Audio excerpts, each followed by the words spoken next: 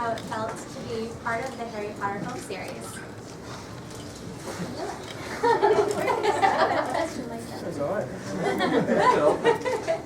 I suppose we could have said that there was a lot more worse things we could have done.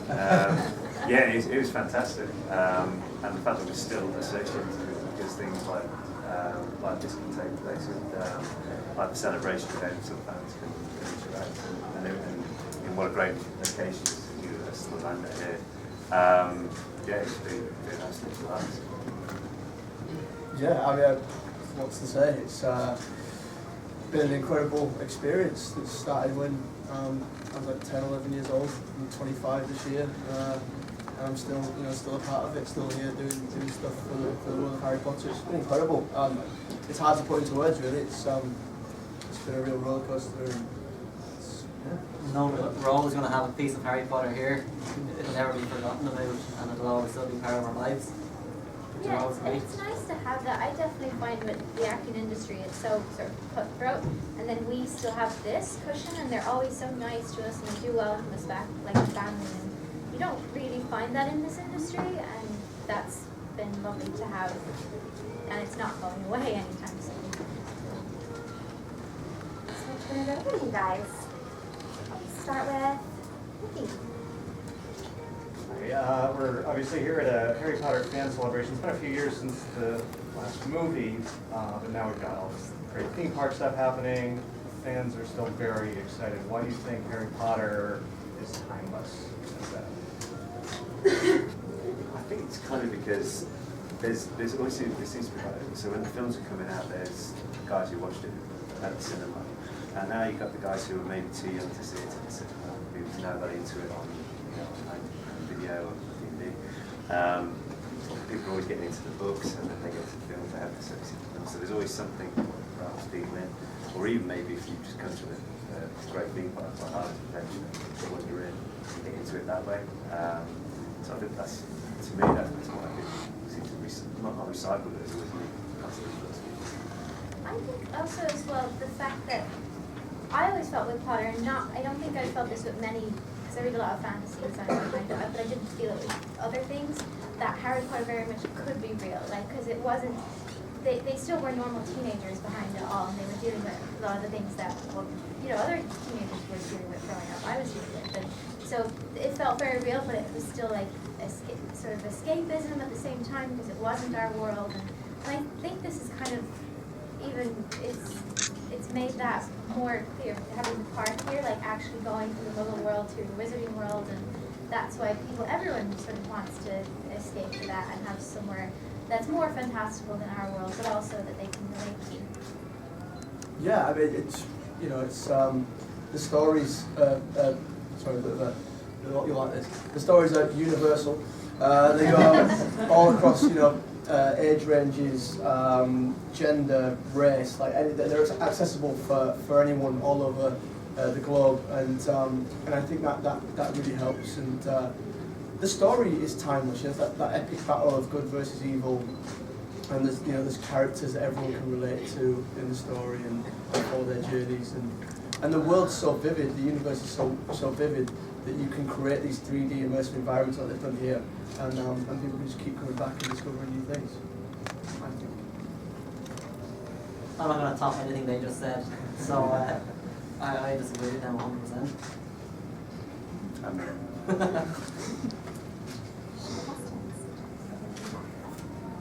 100%. Are we going to be able to hear any of your voices or see any of your faces when we visit Diagon Alley this summer? Yeah, so I'll take that one.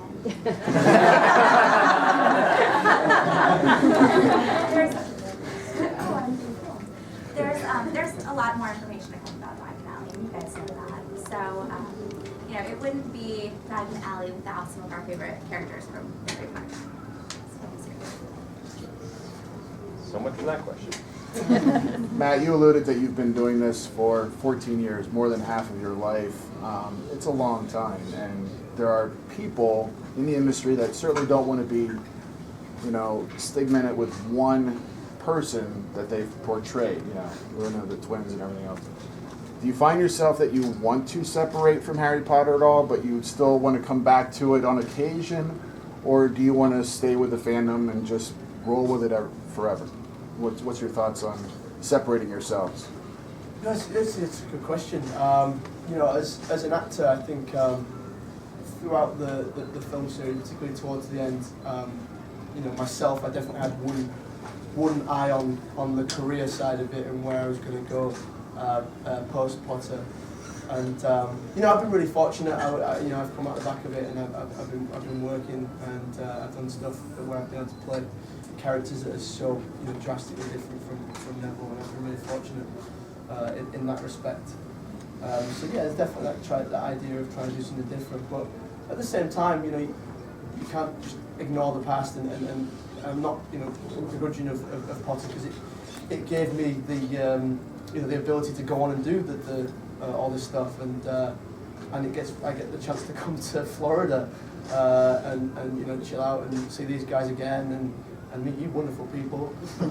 So yeah, like, you know, when they asked me, I jumped at the chance, and I think it can be done alongside, you know, work at the same time. I think, you know, talking about previous roles I've played, not a big deal for me, I think.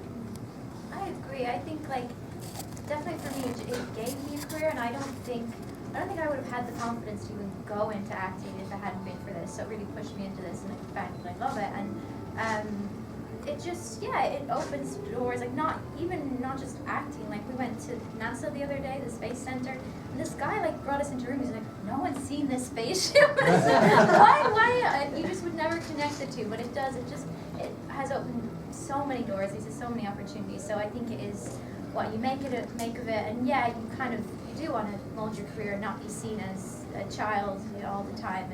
And I don't know, for me, I'm really happy being identified with Luna, because I always gravitate towards those misunderstood characters and stories, and like talking about acting range, like that, I love playing those characters, so for me it's a help.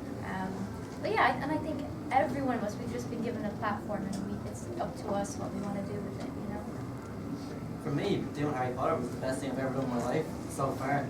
So, like, I'll never begrudge the time that I spent on Harry Potter. Was the best thing I've ever done. And Seamus Milligan, he was so much like me, like connected straight through. Seamus is clumsy, I'm clumsy, so I'm kind of living Seamus's life every day of the week. I blow up my microwaves on a regular basis. Yeah, not on purpose, obviously. But yeah, so like working on Potter was like, I don't think I could get typecast. So, but like, to be fair, Seamus wasn't the biggest character in the world, and people remember me playing Seamus, but he wasn't on screen every 2 seconds. So it's a character that people can't forget about. They try to forget about. So I think for me, it's easier to go off in different ways. After Harry Potter, I kind of took a break to get back home, get back to my family, get back to horses. Because being on Harry Potter for 10 or 11 years kind of tore me away from all my family and friends. So after Harry Potter, back home, back to normality a little bit, and now it's kind of time to get back in the saddle again and do more work. I get reminded of like Star Trek conventions when I see this sort of like different. You guys really engaged fans who grew up with it. I'm kind of wondering if you get that kind of super fan who knows every, you know, thing you might have forgotten you did. Did that ever happen to you? And I'm wondering how that. Yeah, you see them. Yeah, especially so we were saying we had a look around the park today actually on a few of the rides, and we were saying to the guys from Universal, like, so people often wear robes, and then you see the guys probably mid 20s or so with the lightning bolt on a Sharpie on their head in a robe, queuing it to go on the ride. So it does mean so much to people, and yeah, but it's quite interesting when they say, oh, so you remember in this film when this happened? So yeah, it does happen, but I think it shows, yeah, exactly. But I think that just shows what it means to people and how important it is to people's lives, and to be able to have represented something that's so significant to them. It's just. Was it like that for you as a kid reading these books as well? Identify with that? Yeah, a bit. Yeah, I mean, obviously when we were reading the books, the films hadn't come out, but at the same time, you've got an image in your head. and everyone knows someone in their life like those characters.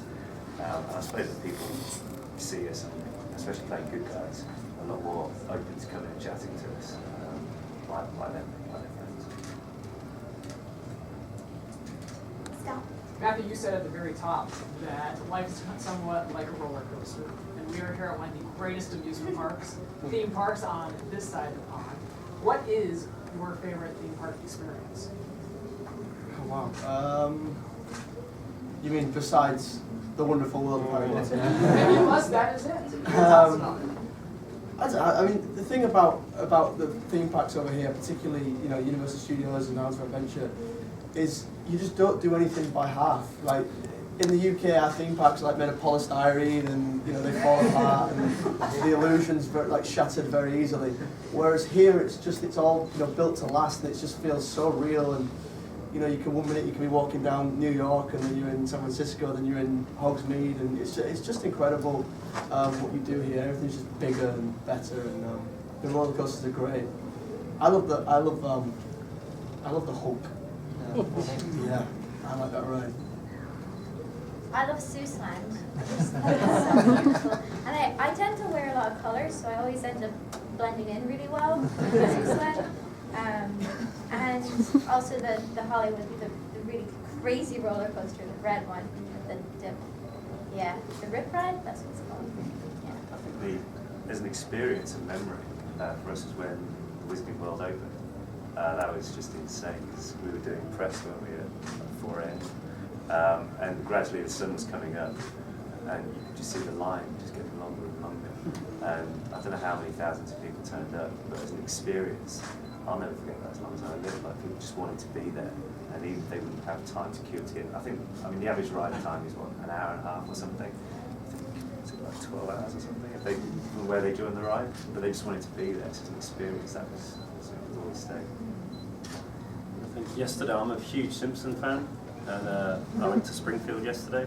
So I had a Krusty Burger and a Duff beer and a Flaming Moe, and that was really cool, and a big donut, which I feel quite shameful about now. It was the biggest donut. It was bigger than my head, it really was. But yeah, as an experience, that was really cool. But like Matt was saying, it's especially Universal here, they don't do things by half. So yeah, especially when a few of us saw what they've got in store for the summer, it does look really, really cool.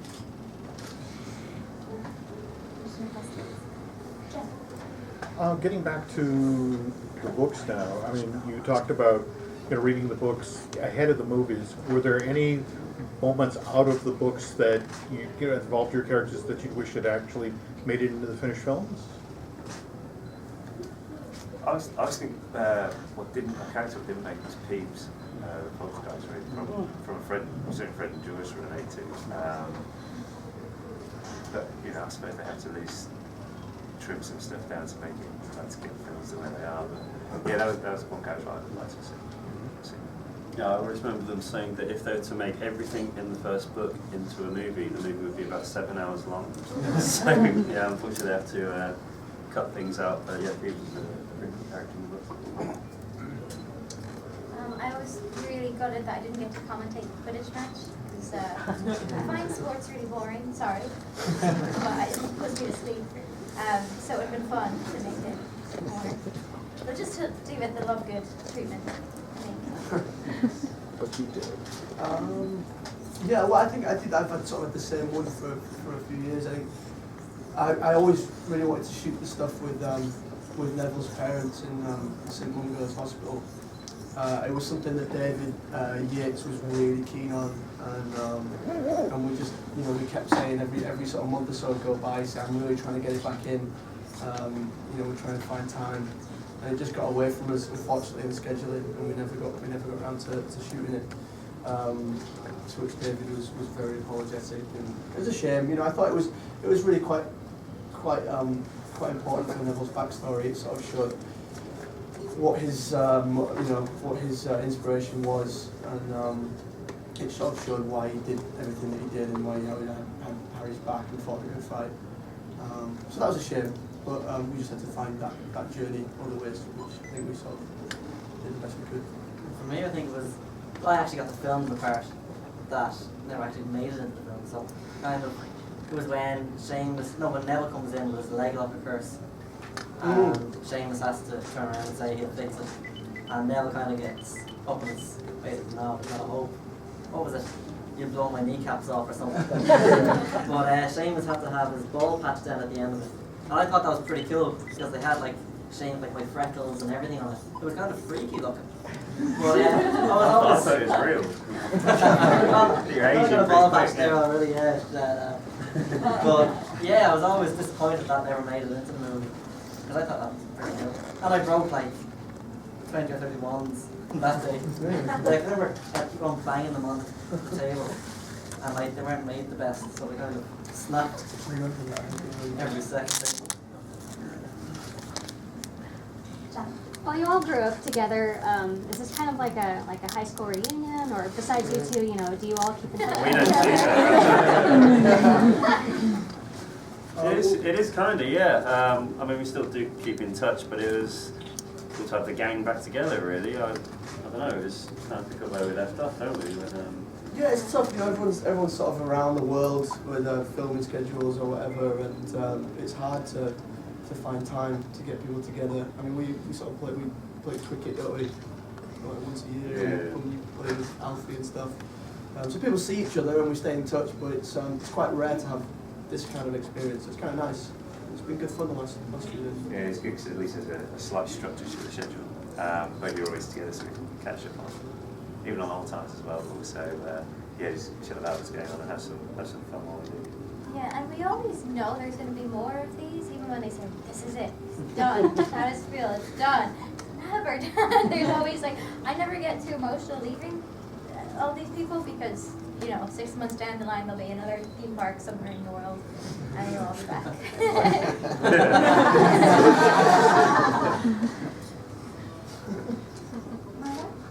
So Matt and Evanna, Matt, you mentioned that with the opportunities this has really afforded you, and both of you have done stage in the last year and a half, and pretty major roles considering how young you are.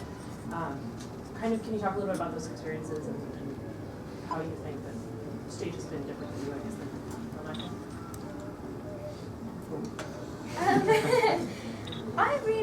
I think when I got off Potter, I kind of felt like a bit of a fraud in terms of acting. I was like, I don't know what to do. Because I knew Lynn a little bit like inside out, but it was more just the child in me coming out and playing.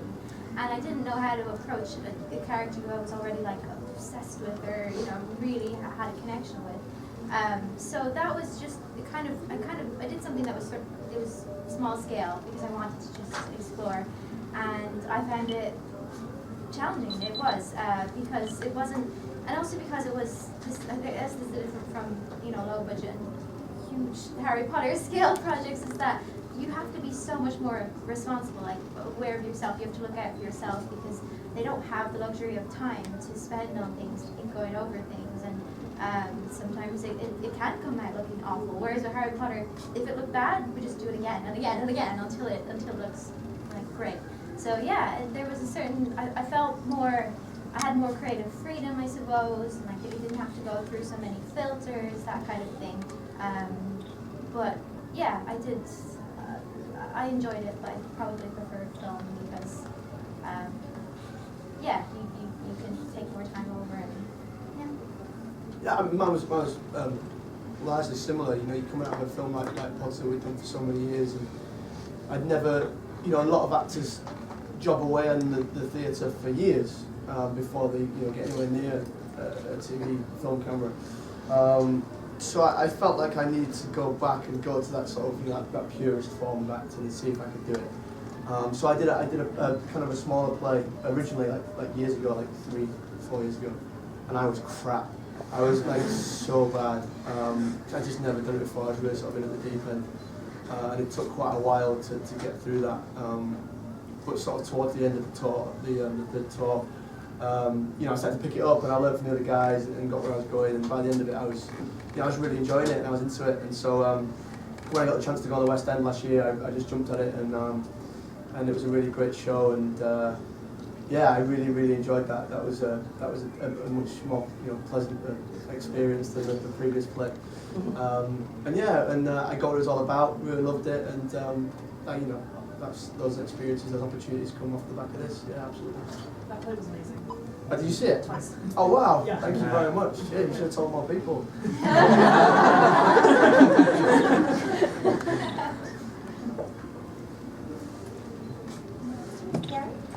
I'm assuming you've all been over to Hogsmeade. I just wonder what is your favorite thing over there, and then especially for you guys when Diagon Alley opens, what are you looking forward to seeing in there, especially Weasley's Wizard Wheezes?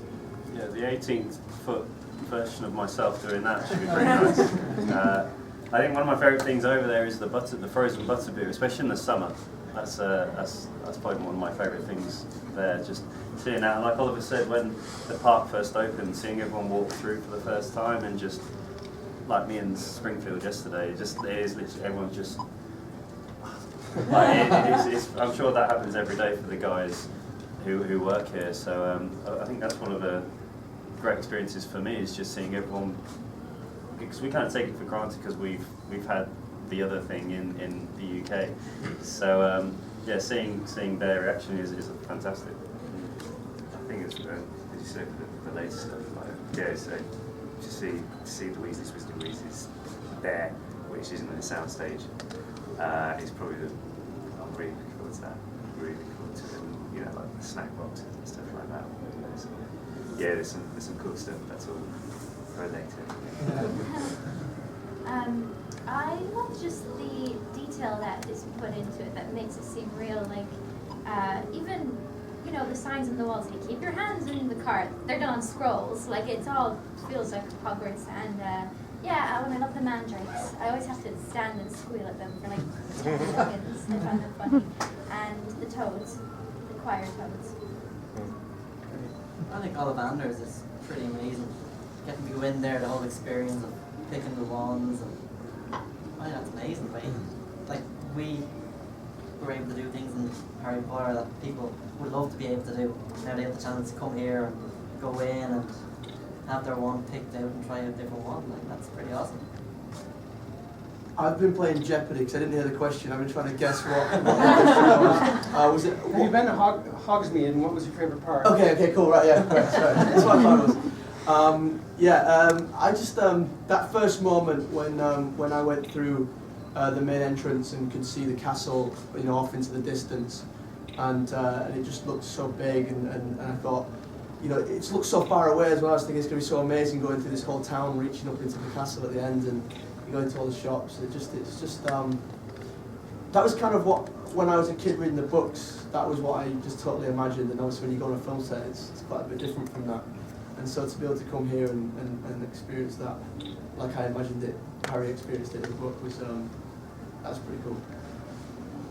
We have time for one more question. Barb?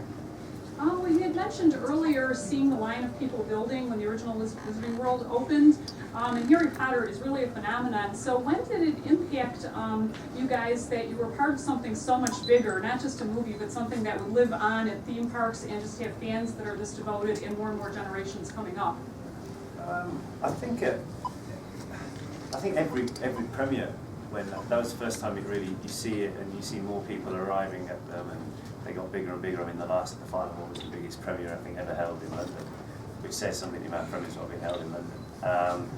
And then you hear on the grapevine how people are naming their children after characters, and like really serious stuff. So yeah, it's kind of one of those things. I'm sure that when the expansion opens, it will be the same again. It will be so oversubscribed for people to come and see it. But yeah, I think there's always going to be people getting into it.